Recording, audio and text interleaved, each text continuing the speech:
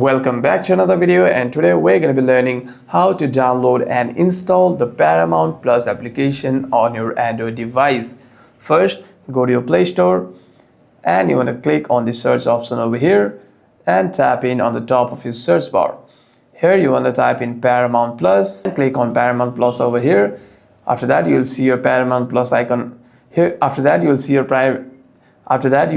Paramount Plus application over here, and if it's not available on your region or if your device is not compatible, you won't be able to see the application over here.